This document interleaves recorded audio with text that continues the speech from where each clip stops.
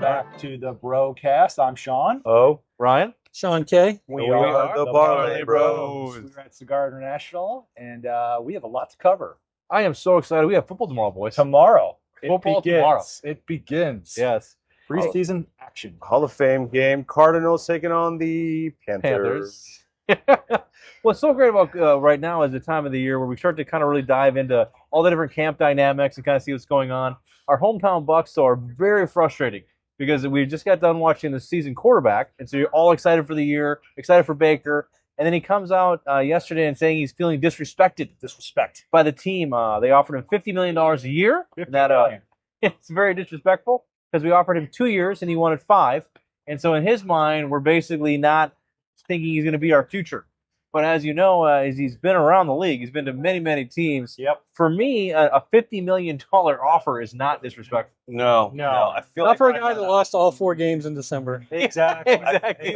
Bucks fans are feeling Baker acted like that. It just feels like it. Like we've seen him happen when he, out of the Browns, Yep. Carolina, he burned Yep. those bridges. Did it in New York, and now he's here. And I love Baker. I think he's a great player. It's just we got to come to like a term with like what money makes sense for the franchise, not just the player. Yep. I know he's gonna look out for himself and his family. He's got 2 kids. I think he's got 1 on the way as well. He does, yeah. So I think it's he'll be okay with $50 million. I think most people He'd be can okay. figure it Next out. year you'll be all right. He'll be all right. He'll be all right.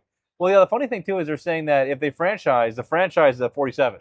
So you'd actually make less, if they franchise. my You know what I mean? Crazy. And so, the only interesting though is he's going to play the year out. Yeah. And so he's like, we're done talking contract. I'm going to play the year out. And so part of me is like, maybe he's going to have this chip on the shoulder and like play a little bit harder. You know what I mean? Because he definitely has that attitude in the past where he's always had that chip on the shoulder. Even in college. Even in college, yeah. Oh, yeah. Exactly. And so I think that it might be actually okay. Maybe. But it's definitely frustrating when a player airs the dirty laundry out in the public. Yeah. Because obviously $50 million to an average person is a ridiculous amount of money. And so to say you're disrespected kind of adds It's a little not a bit. good look. It's not a good I look. kind of feel like from the locker room perspective too, if you're on that team, it's just a weird way to start the year. It's You super. want Yeah. everyone feeling good vibes, excited for the year, Yep. not acting like that. Yeah. And Part so- of me does think, though, it's not just like big part of it is obviously the money, but something to do with Todd Bowles. I just don't know if the players, because we also have Vita Vea kind of coming out saying, I wanted a contract. Yeah. We tried negotiating with them. The agent said, I think today, he said that they've stopped talking contracts and they're going to possibly look at getting traded. It's what it looks like. Yeah. The biggest difference with the Vita Vea, he's not going to play. Yeah. He says, I'm not coming because he doesn't want to get hurt. And so he's like, I'm not going to come practice. I'm not going to do anything. Because obviously if he gets hurt, he'll completely lose all of his value. Yep. And so, and as we've mentioned before on this pod, he has a tendency to get hurt. Mm-hmm. When you're a bigger guy, when you're over 300 pounds, sometimes your knees, your ankles can get hurt a little bit. And so he is actually not going to show up to camp. He is not going to play anything until we get this contract. And the thing that's rough on that one, he wants to get paid top 5 defensive tackle. And he's good. I'm not saying he's not good. Yeah, right. But top 5 that's pretty elite. And I mean, he's probably top 10-ish. I don't know. What do you guys think? Probably in there. I say top 10. He's a big disruptive player in the middle. And I think the biggest compliment, God bless you, would be Cincinnati just signed, I can't think of the guy's name, but he got paid quite a bit. Yeah. Lawrence is coming out to my name, whatever, but either way, like he got a big contract. So I think you see that and you kind of start comparing your own value. Yep. I think Data's what, 31? Yeah. So, you kind of figure out it's like how much can you pay him and for how long can he be this dynamic? Yeah. Especially when you get injured, because that's the thing, about Vitas, he gets injured. Yeah. I think it's another terrible look. Like he's stomping off. I'm not playing. I know. What are we doing here, guys? That happens. Yeah. I mean, they're business guys too, right? Yeah. They're not just athletes. So. Yeah.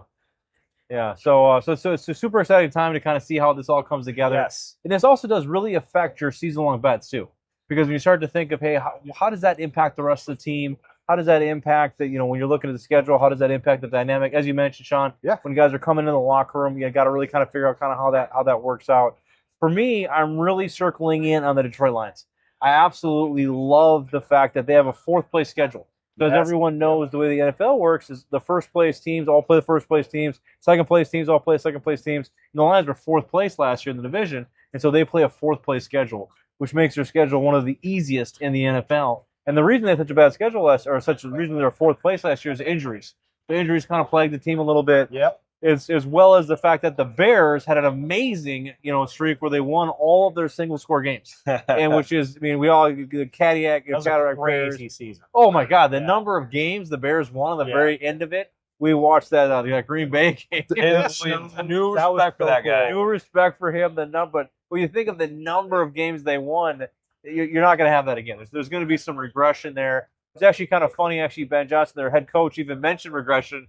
He said, "Hey, you're not going to win all of your one-score games." You know what I mean? So even he recognizes that. And so it kind of has me circling the wagons around the Lions at 10.5.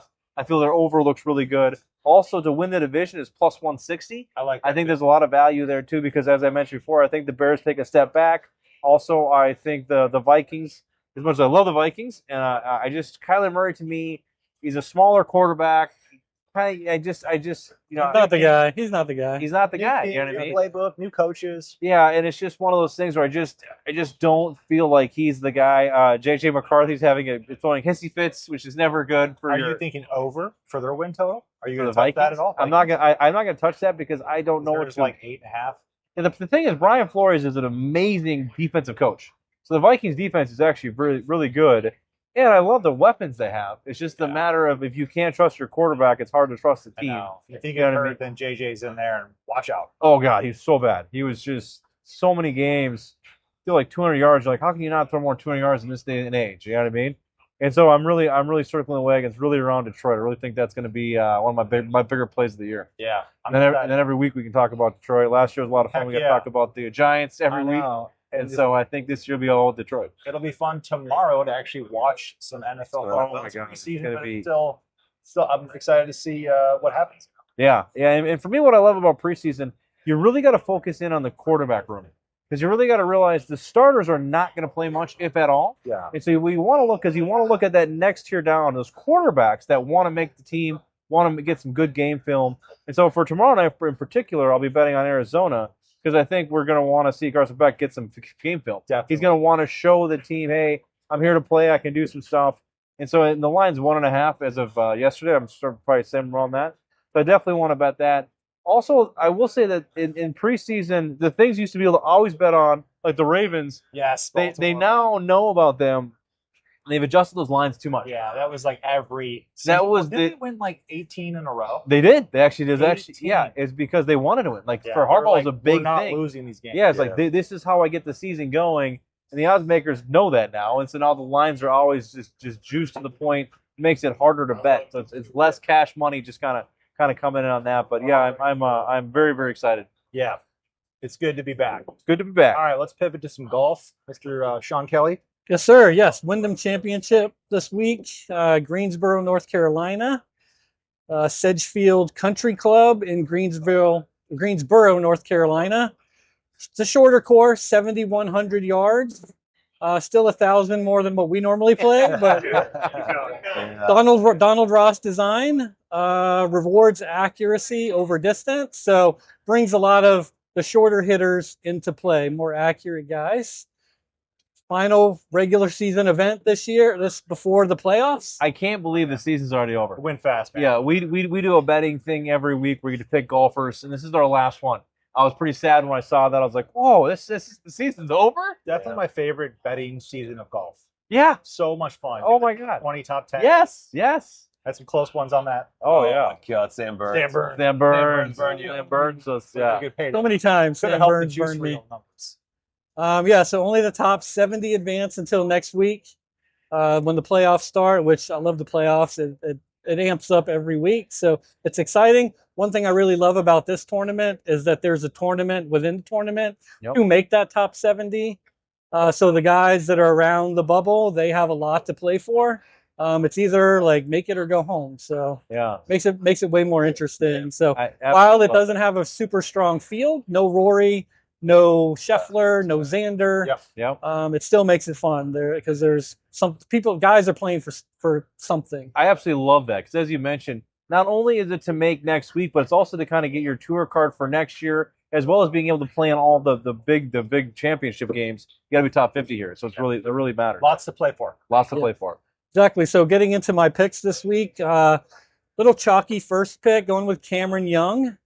His odds actually got worse throughout the week since Xander Schauffele withdrew on Monday. So he's now plus 850 to win. Still like him though. He's a top tier guy. Yeah. Had an incredible season. He actually won this tournament last year to break through. First PGA Tour win, so obviously loves the course. Great recent memory here, so I think he's a good pick for this week, even though he's probably somewhat chalky. Yeah. The thing is, you think about those. So many times Scotty was 3-1. You know what I mean? So getting 8-1 is not bad. No, it's not bad. Not at all. And there's some sentimental value to it. It's first win ever. Exactly. Yeah. So he obviously loves the course. Oh yeah. Next guy, Jackson Coyven, been on a tear lately. 3 professional starts, 1 win. Yeah. Young guy. Seems to have the mental game to compete with the more established players. So looking for him to. He may not have the numbers. Doesn't really have the. It's a really short history. Doesn't have a ton of PGA history, but still playing really good at the moment. So you can't. I just don't see how you can fade him.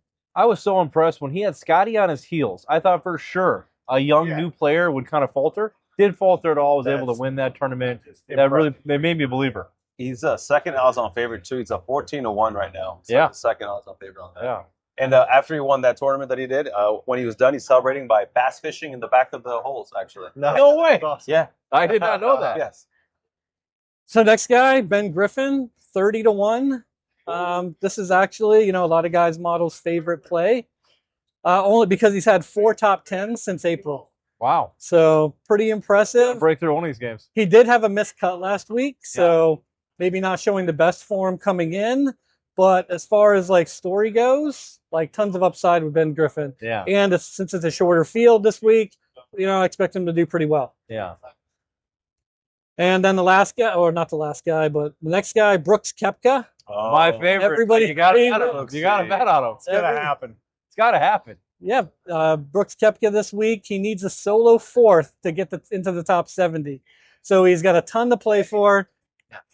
Multiple major champion.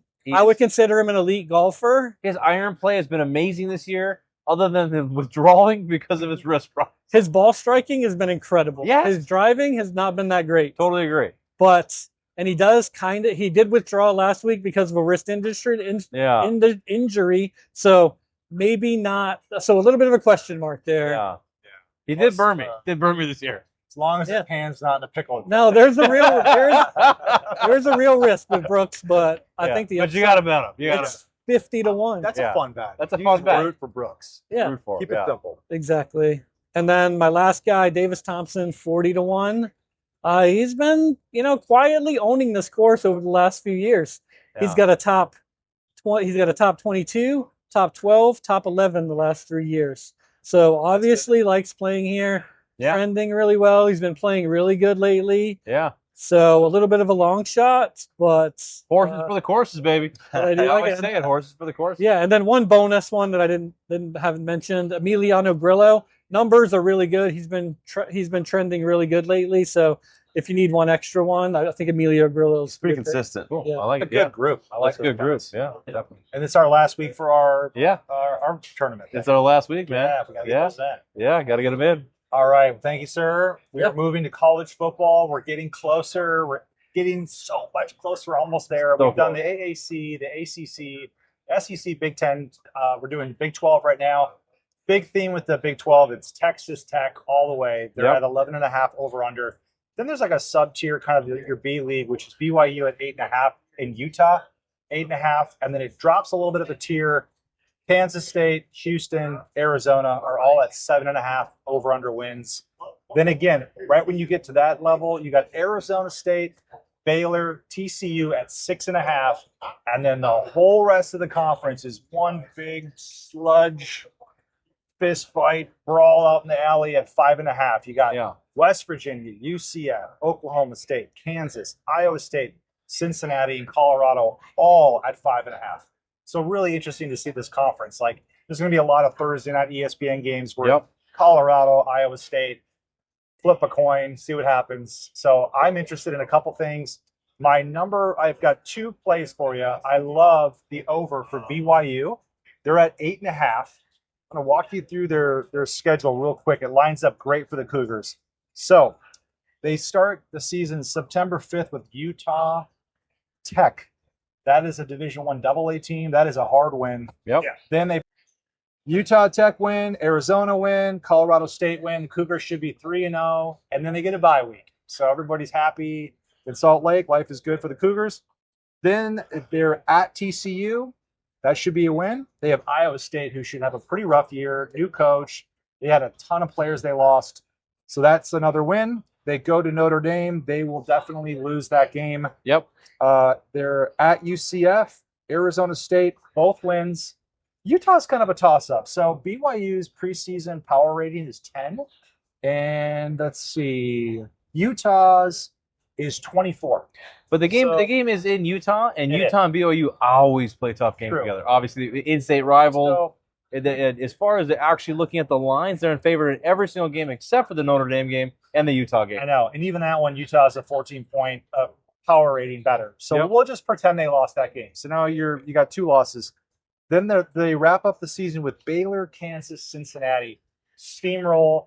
I'm looking at 10 wins. I think maybe 10 wins 11. as well. I really think 10 wins as well. When I looked at the lines, seeing that they're favored in every game except for 2, and they're favored quite heavily in most of those games. So I felt really good about that as well. 8.5 over looks really good. Looks really good, yeah. The one I like even better is Houston. So Houston is a preseason 27 power rating. Let's go. Let's go. All right. Houston Cougars over under 7.5. Power rating 27 for the Phil Steele power rating. I'm going to run through their schedule real quick. There's lots of wins in here. Oregon State, Southern. That's 2-0. They're going to lose to Texas Tech. Yep. They're 2-1. They got Georgia Southern, UCF, Kansas State, Oklahoma State. Those should be a nice run there on wins. They'll probably lose to Utah. I can see them losing that game. Yep. Oh, jeez. And Cincinnati, Colorado, West Virginia, Baylor, all wins. They should wrap up the season strong. I've got them down for 2 losses. So that would be they should get 10 wins, and they're only at 7.5. So I love that. You have a whole other pick. game to play with. BYU, Houston, those are my picks. I love it. And it's fun, too, because all the other divisions we did, you have all the different best bets from each division. You kind of take all those together. You have quite a nice portfolio of bets. I like both of those teams. They look like easy wins for me. So. Anything else before we wrap up? No, man. That's pretty good. All right. Enjoy the preseason. Enjoy the golf tournament. And we'll see you next week. That's it. See you guys. Yeah.